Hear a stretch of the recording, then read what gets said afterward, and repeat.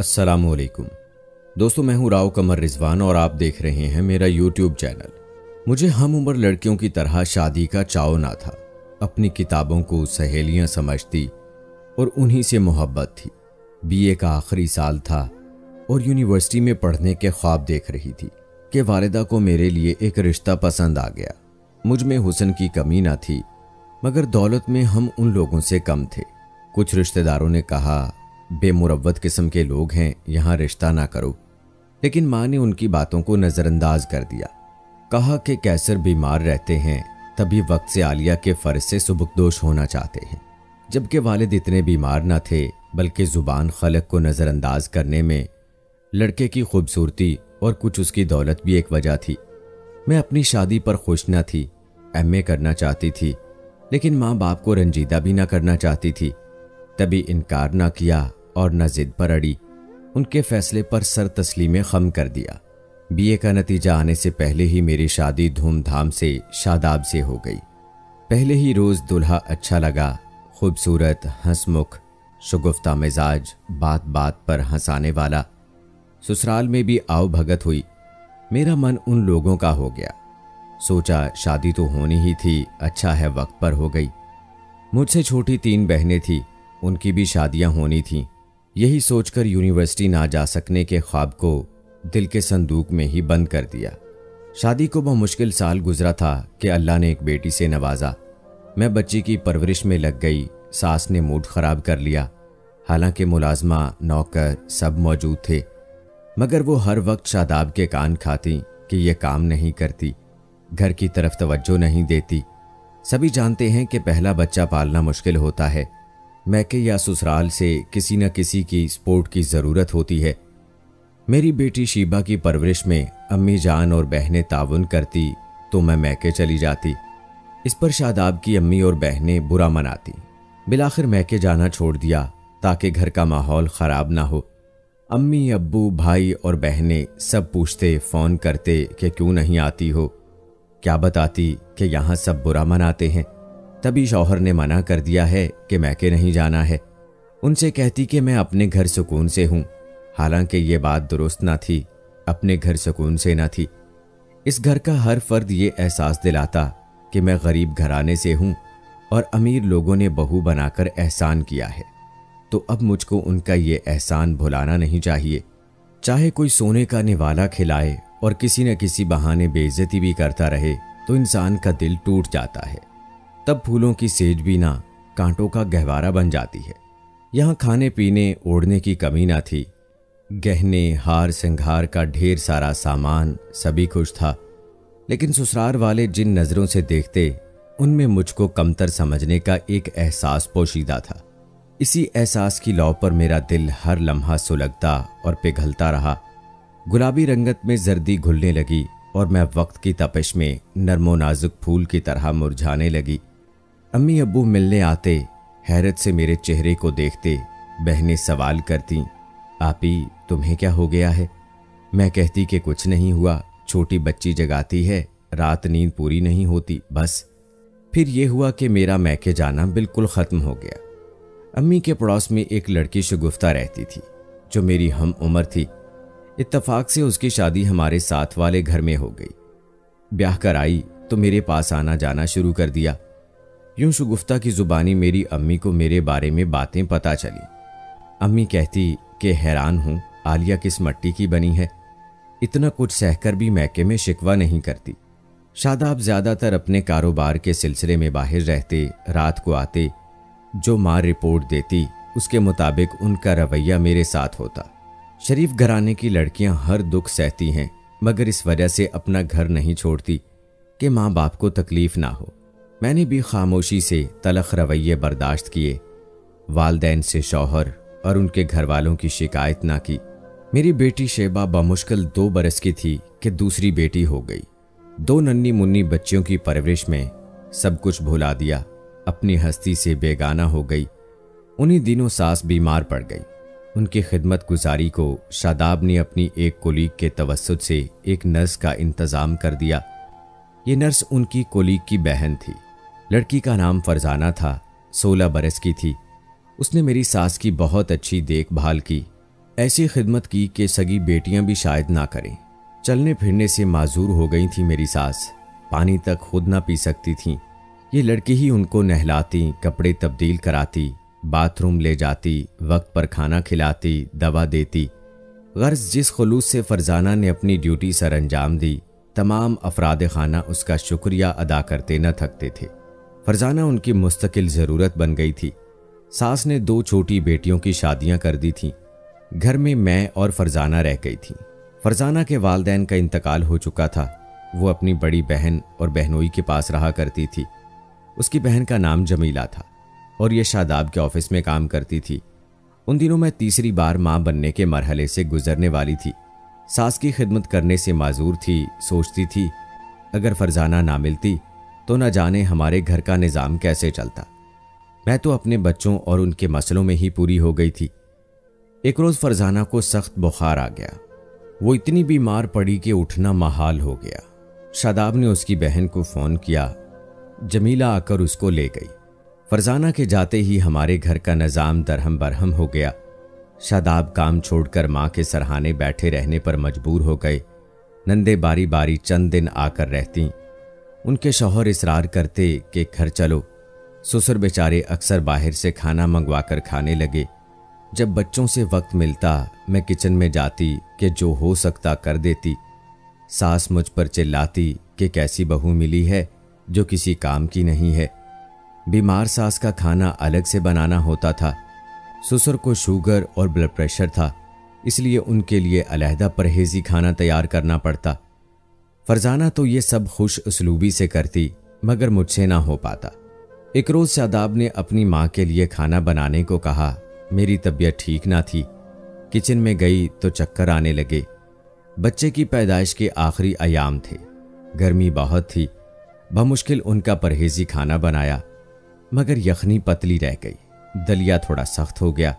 जब शादाब ने खाना अम्मा को खिलाना चाहा तो उन्होंने मुंह से निकाल कर थूक दिया। कहा कि यह खाना खिलाने के लायक है क्या? शादाब ने दलिया चखने के लिए 1 चम्मच भर दलिया अपने मुंह में रखा। बदकिस्मती से नन्ना सा कंकर उनके दांत तले आ गया। हालांकि मैंने दलिया साफ किया था, लेकिन कोई एक कंकर चूक गया था। उन्होंने आओ देखा ना ताओ 4 चोट के मार देने के दर पे हो गए। 2-4 झापड़ मुझे दिए कि ऊपर से मेरी अम्मी भाई के हमरा आ गई। मेरी अम्मी चलाने लगी कि शादाब बेटा ये क्या कर रही हो? आलिया ऐसी हालत में है कि जबकि बच्चे की पैदाइश में चंद ही दिन बाकी रहते हैं, तुमने इसे बेदर्दी से मारा क्यों है? ये तो मर जाएगी। मुझसे कहा कि चलो मेरे साथ, वरना ये तुम्हारी जान ले लेंगे। शादाब बोले, हाँ खाला जी, आप ले जाइए अपनी लाडली बेटी को अभी और इसी वक्त। ऐसा ना हो कि कुछ का कुछ हो जाए। अम्मी ने गनीमत जाना मुझे अपने हमरा ले आई। मैं के आए 4 दिन हुए थे कि अल्लाह ने बखैरियत 2 बेटों से सरफराज किया। फ़ोन पर अब्बू ने शादाब को जुड़वा बच्चों के होने की खुशखबरी सुनाई, मगर वो ना आए।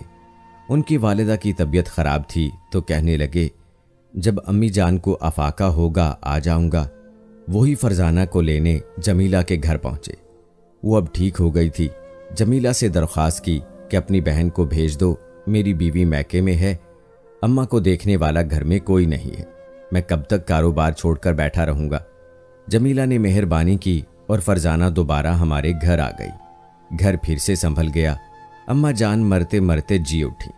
अब बेटे के सर हो गई कि तुम फरजाना से निकाह कर लो, मुझे ऐसी बहू चाहिए थी। मेरी बदबख्ती के सूरत पर मर मिटी और काहिल कामचोर फूहड़ आलिया को बहू बनाकर ले आई।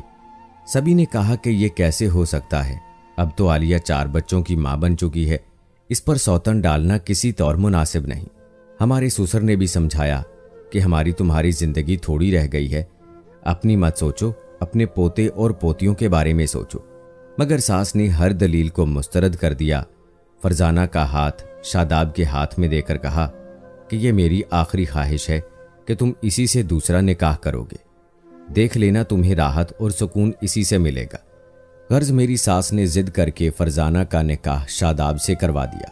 फरजाना हरगिज ऐसा ना चाहती थी, मगर उसकी बहन जमीला लालच में आ गई क्योंकि शादाब ने उनको काफ़ी रुपया पैसा दिया था और एक घर फरजाना के नाम करने का इकरार किया। बहरहाल ये निकाह खुफिया हो गया। हम लोगों को कानो कान खबर ना हुई। इसके बाद शादाब ना मुझे लेने आए और ना अपने बच्चों को देखने आए। मेरे बच्चों की परवरिश ननिहाल में होने लगी। सब कहते कि इनके ससुराल वालों ने तो गोया बहू को भुला ही दिया है। एक दिन मैंने अपनी दोनों बेटियों को स्कूल भेजा हुआ था कि छुट्टी से ज़रा पहले शादाब वहां पहुंच गए। बच्चियों को अपने साथ घर ले गए। उनके जाने के 5 मिनट बाद हस्बे मामूल मेरा भाई उनको लेने जब स्कूल पहुंचा तो स्कूल से पता चला कि बच्चियों को तो उनके वालिद ले गए हैं। मैं ज़्यादा परेशान ना हुई कि कोई बात नहीं, बाप ले गया है, एक दिन तो मैं भी अपने घर चली ही जाऊंगी। वालिद साहब ने शादाब को फ़ोन करके पूछा कि बेटा बच्चियों को तुम स्कूल से ले गए हो? जवाब दिया, हाँ मैं लेकर आया हूँ, अम्मी जान मिलना चाहती थी। तो बेटा इत्तला तो की होती, हम तो परेशान हो गए थे। इसमें परेशान होने वाली कौन सी बात है अंकल, अब इत्तला हो गई है ना आपको। आप फिक्र न करें, मेरी औलाद मेरे पास है। एक दिन शगुफ्ता की अम्मी आईं और बताया कि तुम्हें मालूम है आलिया तुम्हारे शौहर ने दूसरी शादी कर ली है, और क्या तुमको खबर है कि शादी फरजाना से हुई है जो तुम्हारे घर में नर्स है। आंटी कर ली है तो कोई बात नहीं, उस घर को फरजाना की ज़रूरत थी, वो अच्छी लड़की है। मैंने तहम्मुल से जवाब दिया, कैसी बात करती हो तुम आलिया, तुम पर सौतन पड़ गई है और तुम ये बात इतनी आसानी से मान रही हो। तो फिर क्या करूं, जब मैं सास की खिदमत नहीं कर सकती, उनको और घर को आसानी से नहीं संभाल सकती, तब किसी को तो संभालना है ना। साल होने को आया है, तुम घर क्यों नहीं चली जाती हो बेटा? मैके में क्यों पड़ी हो? आखिर कब तक यहां रहोगी? 4 बच्चे हैं तुम्हारे, ये सोचा है तुमने? शगुफ्ता की अम्मी कहने लगी, अरे हम तो इस इंतजार में थे कि शादाब खुद आकर ले जाएगा हमारी बिटिया को। क्या खबर थी कि वहां क्या खिचड़ी पक रही है। मेरी बजाय मेरी अम्मी ने जवाब दिया और रोने लगी। रो तो मैं भी रही थी, लेकिन मेरे आंसू दिल में गिर रहे थे। और ये सच है कि जो आंसू आंखों की बजाय दिल में गिरते हैं ना, वो पानी के कतरे नहीं होते, बल्कि दहकते हुए अंगारे होते हैं जो वजूद को दागते रहते हैं। अब्बू ने शादाब को फ़ोन किया, उन्होंने फ़ोन ना उठाया। बच्चों की जुदाई तो मेरे जान पर बनी हुई थी। शगुफ्ता अपनी माँ के घर में आई तो मेरे पास भी आई। बताने लगी कि फरजाना ने बच्चों को बहुत प्यार से रखा हुआ है, फिक्र तुम मत करो, तुम्हारी बच्चियां बिल्कुल ठीक हैं, वो अब किसी और स्कूल जाती हैं। फरजाना उनको तैयार करती है, नाश्ता कराती है, लंच बनाकर देती है। पर फरजाना इस बात से खुश नहीं है कि बच्चियां तुमसे जुदा रहें। वो चाहती हैं कि तुम वापस घर आ जाओ। मैंने सब कुछ खामोशी से सुना और कोई तबसरा ना किया। यही कहा, कोई मसला नहीं है, बस अल्लाह को यही मंजूर था। अब जब भी शगुफ्ता हमारे घर आती तो मुझसे कहती, वाकई फरजाना अच्छी इंसान है। वो तुम्हारे शौहर से कहती रहती है कि आलिया बाजी को घर ले आओ, हम दोनों मिलकर रहेंगे। वो तुम्हारी सास को भी समझाती है कि अपनी बड़ी बहू का ख्याल करें, आप भी एक औरत हैं और किसी औरत का घर बर्बाद करना या उसके बच्चे उससे जुदा करना ठीक बात नहीं है। इस बात पर सास और फरजाना में काफ़ी इख्तलाफ रहता है। एक रोज़ एक तकरीब में फरजाना से इत्तफाकन मुलाकात हो गई। वो मेरी दोनों बच्चियों को साथ लाई थी। मैं खुद पर काबू ना रख सकी और भरी महफिल में बच्चियों से लिपट गई। आज तो आंसुओं पर भी इख्तियार ना रहा। मेरी हालत देखकर फरजाना भी रोने लगी। बोली, बाजी मैंने बहुत मना किया, मगर जमीला बाजी और मेरे बहनोई ने मुझे मजबूर कर दिया था। वो लालच में आ गए थे। मुझे कहने लगे, अगर हमारा कहा ना माना तो हमारे घर में भी तुम रहने मत आना। आपको तो पता है मेरे माँ बाप नहीं हैं, मैं कहाँ जाती। आपको कसम है अपने रब की, अपने घर आ जाइए, वादा करती हूँ। अगर आपने शादाब से सुलह कर ली तो मैं आपकी ज़िंदगी से निकल जाऊंगी। आपको इस तरह अपने बच्चों के लिए तड़पता नहीं देख सकती। वो वाकई ये अल्फाज दिल से कह रही थी और मेरे दिल पर उसकी बात असर कर रही थी कि दिल से निकली बात असर रखती है।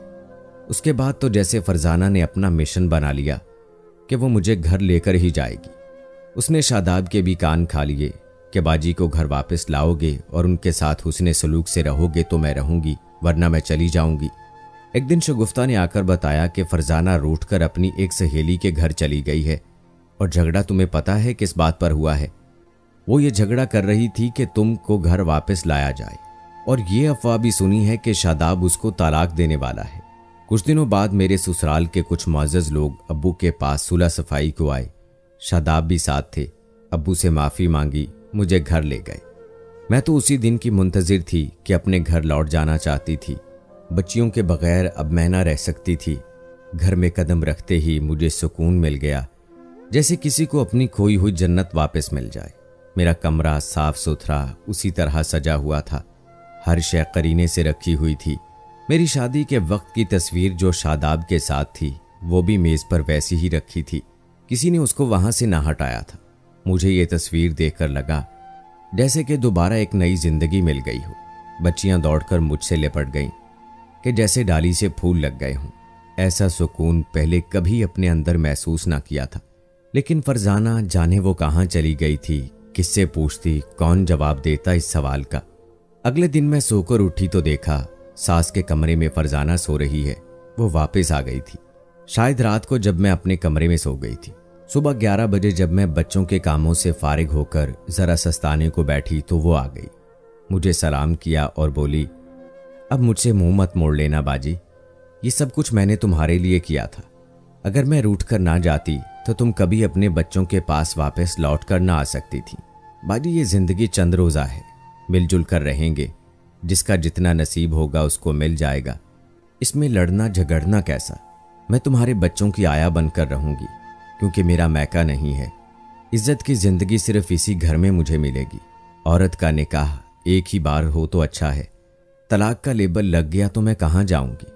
उसकी आंखों के बहते आंसुओं ने मेरे दिल पर असर किया कि जब वो उठकर मेरे गले लगी, मैंने भी उसको गले से लगा लिया। अपनी कहूं तो दिल में ठान कर आई थी कि फरजाना की तलाक कराऊंगी, मगर उसके हुस्ने सलूक ने मेरी ज़मीर को जगा दिया। उस बेचारी का मैका तो था ही नहीं, बस एक लालची बहन और बहनोई था। वो हरगिज तलाक लेना ना चाहती थी और मैं अपने घर से बच्चों से जुदा होना ना चाहती थी। शादाब ने भी उसके साथ इश्क की पींगे ना बढ़ाई थी, बस माँ की वजह से मजबूर हो गए थे। माजूर माँ को मैं ना संभाल सकती थी, दिल पर पत्थर रख लिया। सोचा कि अगर इस मजबूर लड़की को निकाला तो अल्लाह पाक मुझसे नाराज ना हो जाए, मेरे बच्चों की खैर हो, उसकी बद्दुआ से कोई और बला मुझ पर ना टूट पड़े। अगर सौतन बला होती है तो फिर यही बला ही बेहतर है। अल्लाह की करनी ऐसी हुई कि फरजाना को औलाद ना हुई।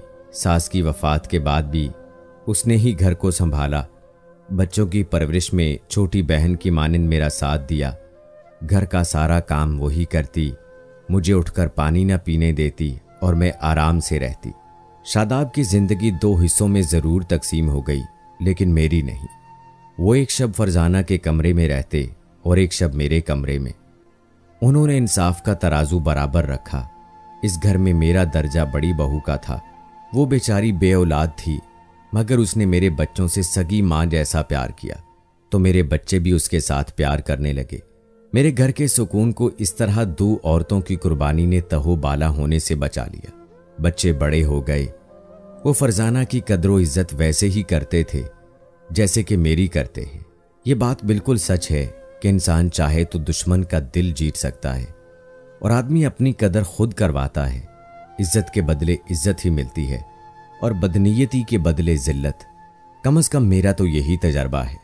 फरजाना ने हर तरह के दुख सुख में मेरा साथ दिया, लिहाजा मुझे सौतन के होने से कोई परेशानी नहीं है। हर सौतन बुरी भी नहीं होती। आप क्या कहते हैं इस बारे में? अगर मैं फरजाना को घर से निकलवा देती तो वो बेचारी दरबदर हो जाती, लेकिन मैंने सब्र से काम लिया और उसने भी मुझसे और मेरे बच्चों से दिली मोहब्बत की। इसलिए सौतन अगर हो तो प्यार से रहिए, सब अच्छा होगा।